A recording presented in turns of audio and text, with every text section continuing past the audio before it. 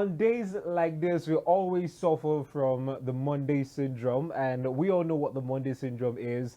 We dread the alarm going off, we dread getting up from bed, we dread meditating, we dread having our bath and stepping out there to make ends meet because it's Monday and most of us dread this particular day. Why can't we stop seeing Mondays as a punishment and start seeing it as an opportunity? An opportunity to start afresh, an opportunity to set the tone for a brighter day, and an opportunity to have an amazing week. On this note, we'll welcome you to your favorite morning show, Good Morning Abuja. Thank you so much for starting your day with us because you've made the right decision. You are in the right place, and definitely you'll be getting what you're looking for. Talking about getting what you will be looking for, we will be telling you on this program that you don't and should never self-medicate. Again, we'll also be letting you know that if you reside here in the city, you want to be a farmer, and of course you will need a land. This is the place to be because we will be providing answers to that.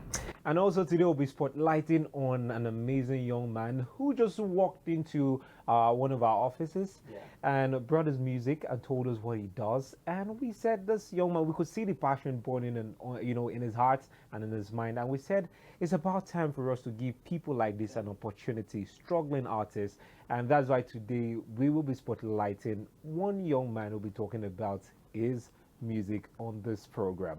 Welcome again. Okay, kickstarting the program this beautiful Monday morning. Let's take a piece of motivation to get you fired up and inspired for the day. This is Sam Ekoko telling you to keep moving.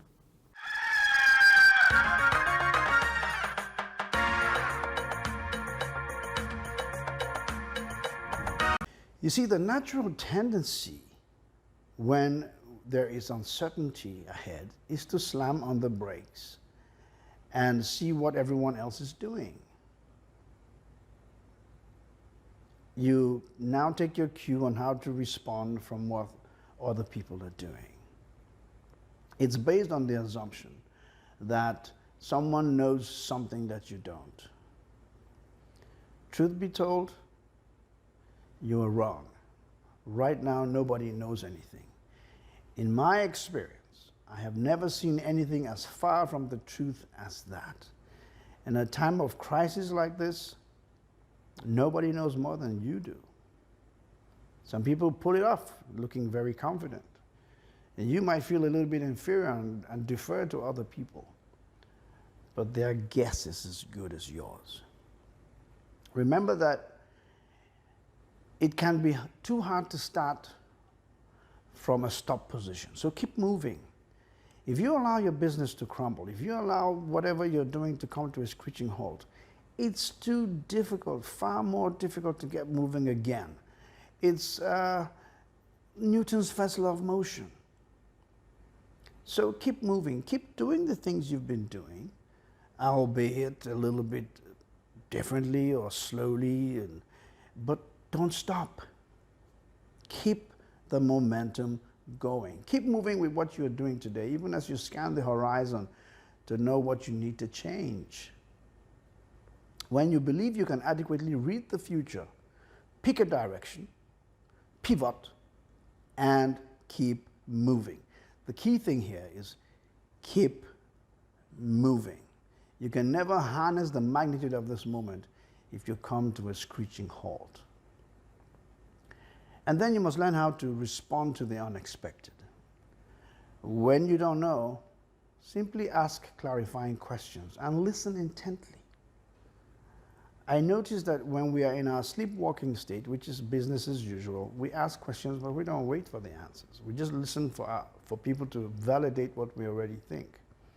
But at a time like this, ask clarifying questions and really take the time to listen. It's time to learn new things.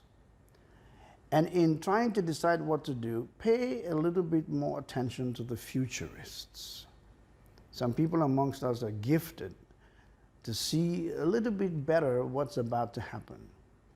This is a time to listen to those people because business as usual is quite simply over.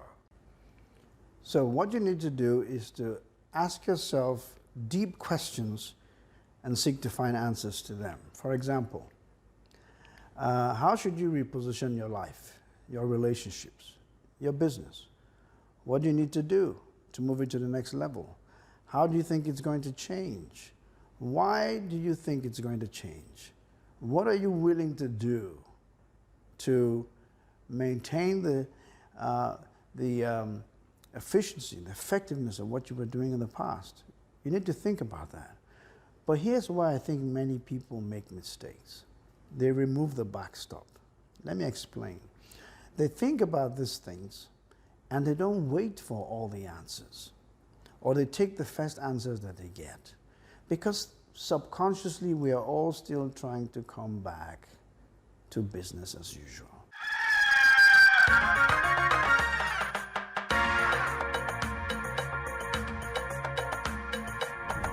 Okay, going back there, motivational talk, like I always say, when you wake up, the first thing to do is to pray, and then you motivate, and then you talk to your body, you walk your body, because that body will be doing a lot of job or work later in the day. Okay, now let's talk about health tips. On health tips today, we'll be talking about plastic surgery. This has been the case in the FCT, especially where we've gotten a lot of clinics doing cosmetic surgery, people trying to enhance certain parts of their body. We'll be telling you more about this and also the downsides to this.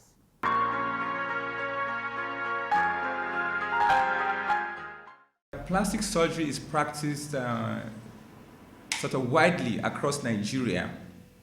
And in a number of federal tertiary institutions, we have plastic surgeons. And also in a few private facilities, we do have plastic surgeons across the country. In the terms of reconstructive surgery, which is the surgery of repair, so a part of the body is not the way it ought to be. Either from an accident, the body has been deformed, or a person lost a part of the body, we can remake a new one. So reconstructive surgery is surgery of repair. That's one part of plastic surgery. So there are various things that can cause deformities in the body. It could be from an accident, it could be from fire, it could be from a cancer. For example, a woman has breast cancer, the breast has been removed to treat breast cancer, we can make a new breast. Then also some children are born with some anomalies, maybe a hole on the face, on the mouth, or maybe some of the, maybe the hand is deformed, or the foot or some part of the body is not the way it ought to be when the child is born. We can repair all this. Then there's also cosmetic surgery, which is the surgery of repair in the situation where there's no disease.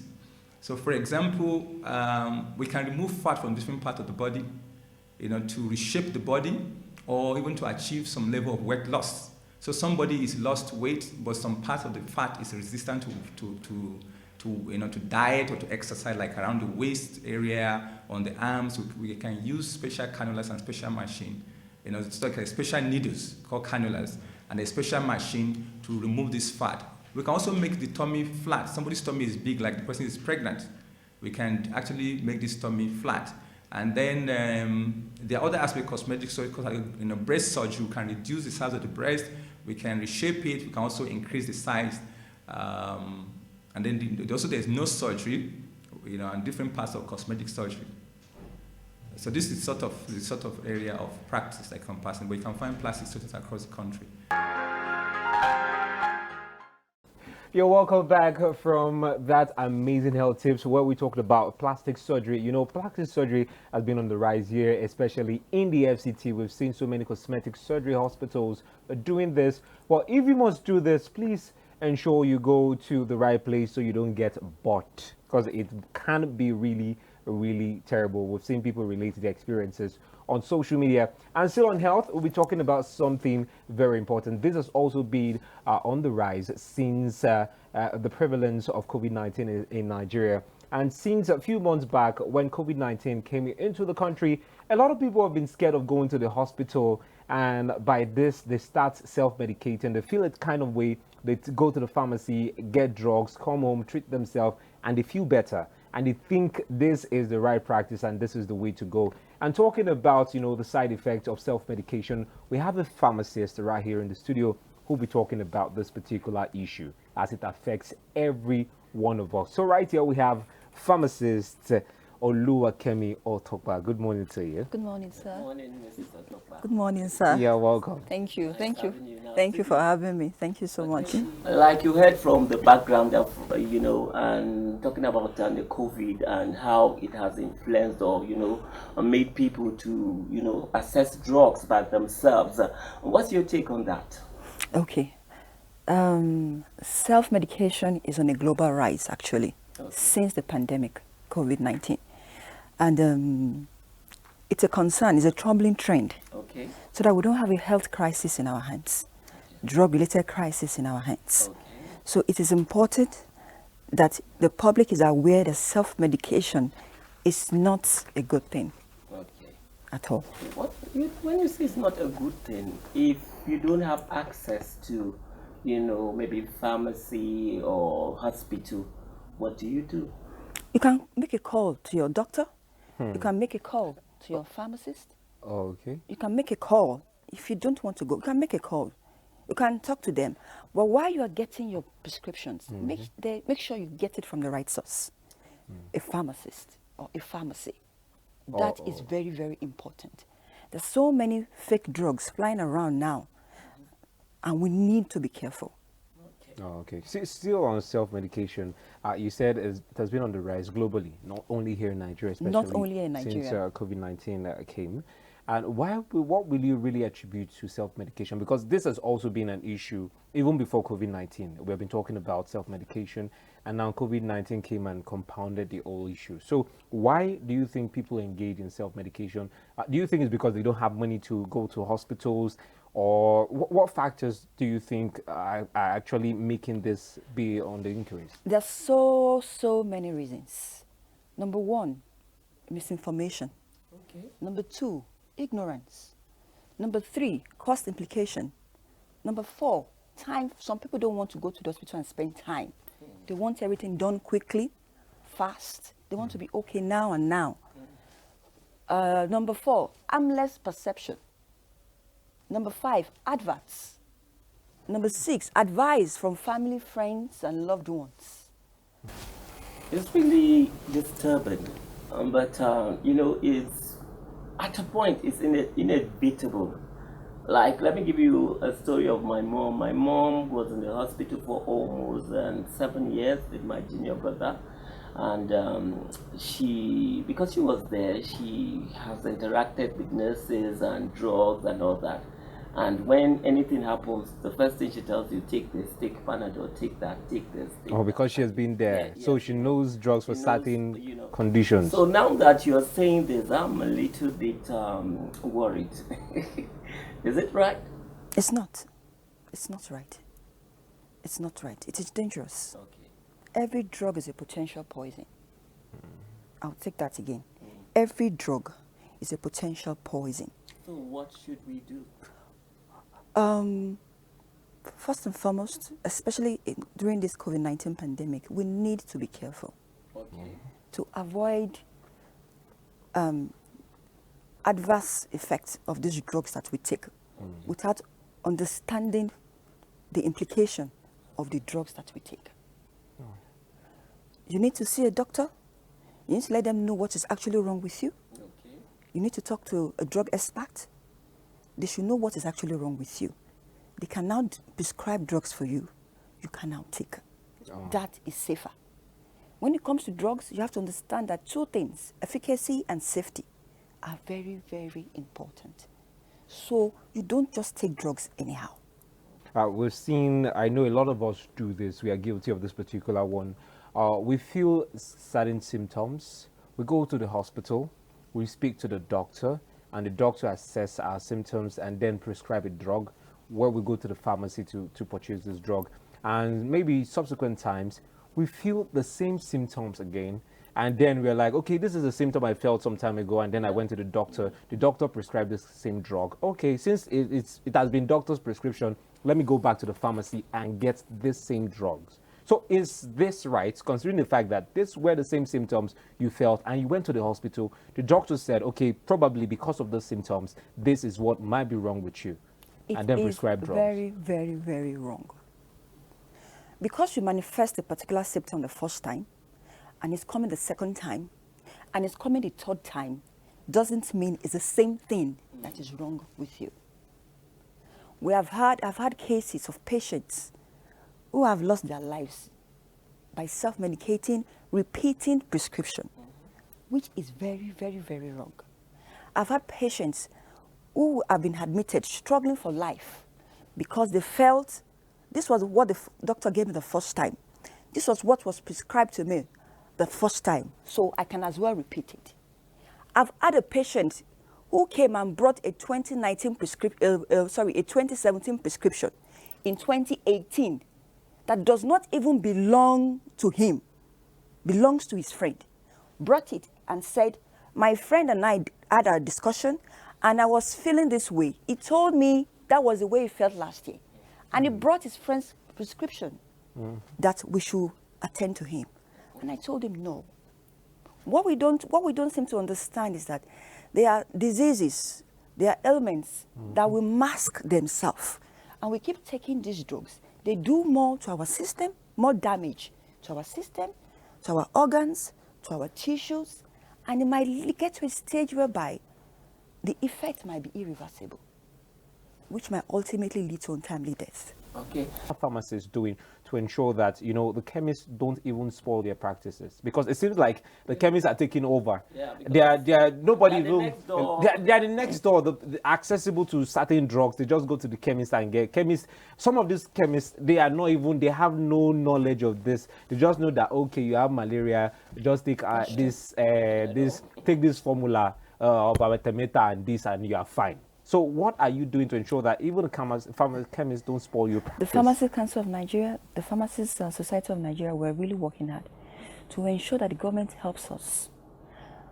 The more the chemist comes up, the more the pharmacy shops die. They are gaining a voice over the pharmacists. So the most important thing here is that we are creating awareness. We are saying it loud and clear that self-medication is not good and shouldn't be encouraged. And we need more of this kind of interviews to enlighten people. Yes. So that, you know, they'll see the dangers in it. You know, you could start and it will work for you, but it might not work for you. Over time. Yes, Exactly. yes, that's true. That's true. Anyway, it has been an amazing time talking to our pharmacist, talking about pharmacist Oluwakemi Otokpa. Amazing conversation so we've much. had. Thank you I so hope much. to have you some other time to Thank talk you so more much. about this and other practices as well. Anyway, it's been a great time on Good Morning Abuja. Moving away from health tips and health talk, we'll be moving to other conversations right after this break.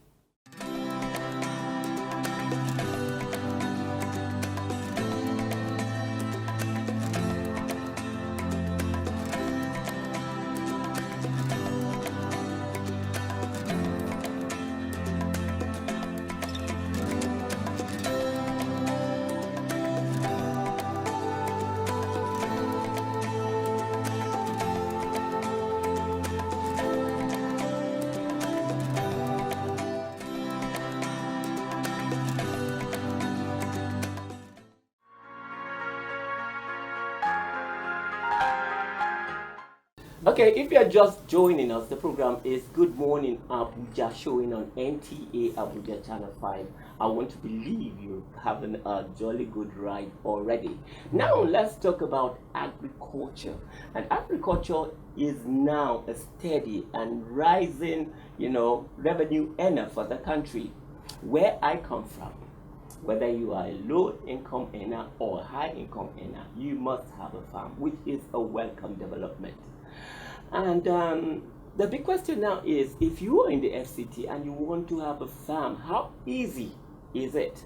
And joining us to answer this question, we have a former councillor of Amag supervising agriculture.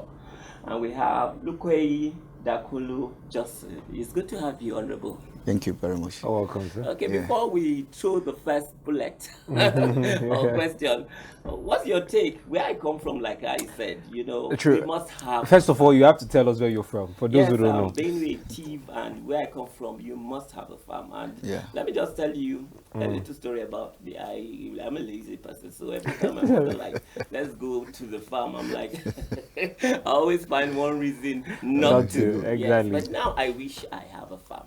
That's why you're here. So you don't have a farm? I don't have a farm because I'm living in Abuja. Okay. Anyway, today you know how to have a farm in That's Abuja. right. You know, Yeah. for every person, Benue is the food basket of the nation, and it is surprising that he doesn't have a farm. So, No, because I am in Abuja. oh, okay. Yes, So, I'm staying in an estate. I can't have a farm. Yes. okay. That's why. Anyway, Honorable, you're welcome to the program. Thank you very You're the much. Supervisory Council on Agric and Natural Resources. The former. Former, okay, Supervisory Councilor, and you did this for a while. So tell us, how best can we improve the agricultural sector, especially here, and our next natural resources here in Abuja, especially in the FCT? It has not been easy, as I've said, because most of our farms has been engaged in these developers. You go to a farm where it is either ancestral, owned by you or for your forefathers. You go there and there are locations who are taking over the lands. And as you have earlier said, farming system in Nigeria, more especially in FCT, we have limited lands. That is our major factor. But it has not been a thing that we cannot go into farming. We've been encouraged to farm even when there are no enough vast lands to farm. More especially if we are adopting a mechanized system of farming, and that is a little bit better than a household farmer. You go daily and you come back the next year, you have to start all over again. So, and we are going on in the improved seedlings, that is hybrid seedlings. So you don't need to farm the whole Abuja before you can get what you want. So I think for now, some of us, all of us are farmers because we want to farm. And there are people who just want to earn a living. You understand? We just want to have something to do. But there are people who are taking it for business, and those are kind of people we want to encourage so that. Okay, let's set the tone this way. Yes, sir.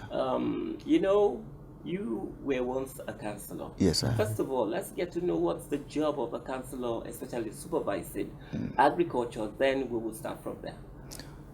Well, a supervisor in agriculture is a person who actually wants to know who actually are farmers within his jurisdiction, and trying to bring them together or harness them together to see how agriculture can be promoted in the locality. When I was a supervisory councillor, all the Sarkinomas, we call them Sarkinomas, all the chiefs of the farmers. So we have an association, and we have the chairman within the Abuja Municipal Area Council. They have the chairman of other chairmen. And those people, we do go to their farm to supervise and see what they are doing even at their farms. Some of them... Supervise for you to help? Yes, yes, we were helping. Yes, we get the data of the farmers. The local government at then, every year, you give them free fertilizers to encourage them to keep doing the farming. You understand? And after doing what you are doing, and even there were tractors bought by the AMAP. Then some of them come to rent those at the subsidized rate. You understand? So when they do that, what you're telling them is that you want them to also be in agriculture and see the benefit of agriculture. And that is what we've been doing. There are still other issues, not only in farming per se, as cultivating crops and other things. There are still other areas like livestock. And we encourage them to, like you are rearing cattle and the rest of them. You are into fishery. There are so many aspects of farming. Okay, so you mentioned one point that is important. It struck my mind, and I felt we need to address this particular issue. You said, a lot of things that really affected agriculture here in the FCT, and one of such you mentioned is urbanization. that right now, even the ancestral lands where people do their livestock rearing on farms, developers have moved into such lands. They are building high-rise High-rise buildings, buildings. estates, and everything. So, what is the government doing as regards this? Because it seems like as much as Abuja is a developing city, City. and it seems like the development is not considering other aspects of growth, and which is agriculture. And the president has always been stating which we need, because they say we should diversify from oil into agriculture and other things. So what should be done as regards this? Because this is a problem, and the developers are coming in every day. It's growing. You see estates everywhere in the FCT. Well, as in my capacity, if I may say something concerning that, I think government need to come in and help, most especially us, in reserving our some of our lands for farming, because development sometimes is good, but we need to actually do something for our farms so that we can have something to do to farm. We have lands to farm, because if there is designated lands for farming, you don't take over everywhere for farming, for development. So I, as a person, I think we've been, even with the local government chairman that is still serving now, that has been the challenge. Okay. Even when we have those who want to come in, like this CBN anchored borrower programs, that has been our challenge. And the only thing we do is, sometimes we see our places like Katy, you understand, Katy, like Gui side, there are places that are still farms lands there.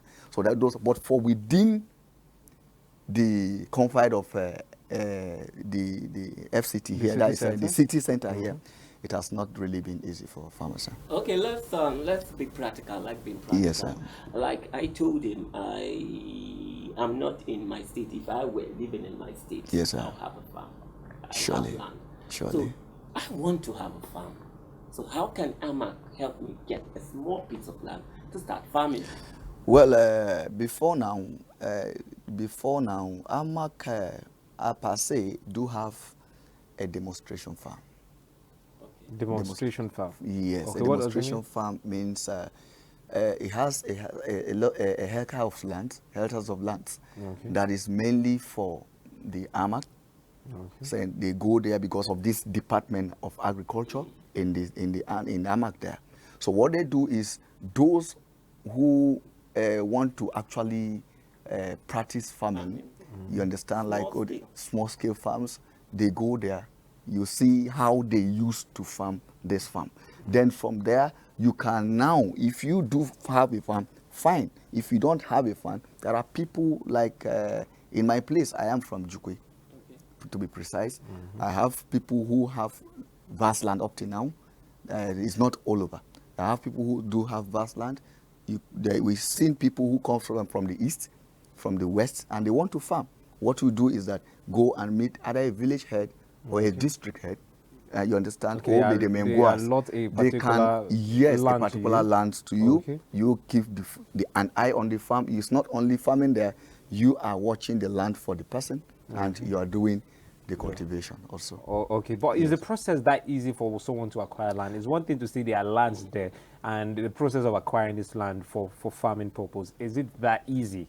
Yes, if you meet if you follow the right channel, it might be easier for you to get. But if there are sometimes people just jump into land and start farming because they see the bush there. But when you start, you have to, somebody will come and say, where did you have encroached my land?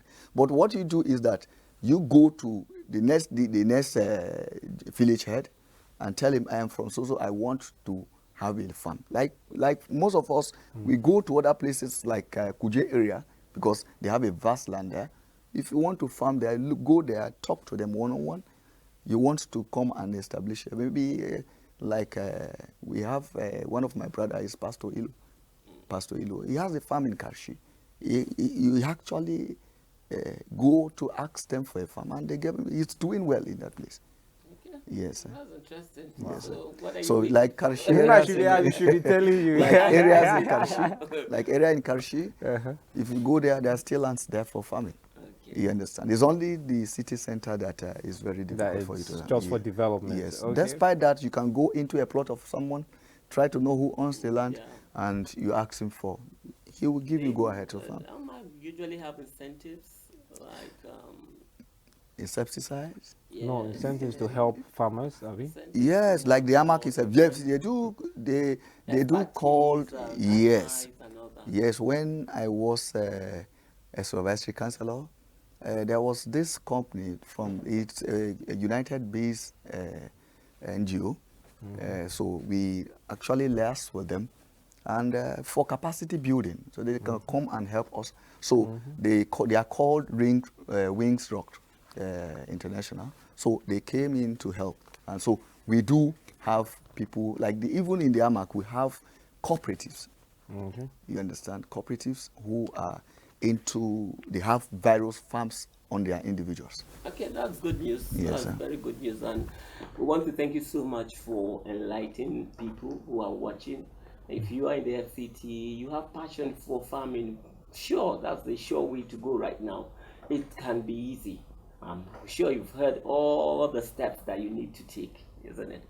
Thank you I very want much, to thank sir. you so much for Thank you very coming much, on and the God bless you. program, enlightening us. Thank you very much, And sir. I think Simeon and I will do something. Oh, definitely. You But have you to- know, we've been talking about you- farming you- for a you- while. you We have need to to. diversify and do other things. Yeah. Give food to the economy. Contribute our own quota to the economy while we also make money for ourselves. Very important. Very, very important. Thank you. Like they say, all good things come to an end. Everything that has a beginning surely has an end. But the good news about this end is that we will be back tomorrow. Thank you so much for joining us on today's episode. I want to believe you had a wonderful. All right. I hope you had it. I had a great time, especially talking about farming. And now, we can actually get that farm we've been hoping and praying to get all this while in the FCT. And we must say special thank you to all our amazing guests who took out time to, come to the studio and talk about important issues. Just as Randy said earlier, the passion for us right here on Good Morning Abuja is informing you. At least there should be something you should be able to use or take home after every program. A special thank you to Honorable Lukoyi Dakolu Justice, the former Supervisory Councillor on Agric and Natural Resources AMAC. And also special thank you to our guest, the pharmacist, Oluwakemi Otokpa, who came to talk to us about self-medication. At least... She said, she gave a strong word that it is bad. In every sentence that she said self-medication is bad. And she knows what she's talking about. And if you have been indulging in this, please make sure you stop it. Get a doctor's prescription. You feel a type of way, go to the hospital, let them do the diagnosis and then tell you what to take. Don't go to the chemist or the pharmacy around you and say, okay, give me this, give me that. This is what I feel. It is totally wrong. And of course, we lend our helping hand, and that's just what we did on today's episode of the program. Okay. Time up. If you have any business for us, you have a business proposal, you have an event, you want us to be there, this is the right place to be. You can now text our numbers that you'll be seeing on the screen, and let's talk business. It is NTA Channel 5 Abuja. It is the Unity Station. It is the best station. Of course, we like talking business on Good Morning Abuja, especially on Mondays. We love money. Not like we love money. Money is necessary. Thank you so much for being a part of the show. This is where we wrap up for the day. Remember, stay safe out there. Don't self-medicate. Wash your hands often with soap and water, and ensure you wear your face mask as you go out to do your business. It has been an amazing time, Randy, doing this with you. Yes. Okay, I just hope we could keep doing this almost every time. Please don't tell Cynthia I said this. Don't let Cynthia hear this. Don't tell Cynthia this. It was nice doing business with you. Good morning. Good morning to you. My name is Simeon Sunday. My name is Tiaku Randy Abu. Bye.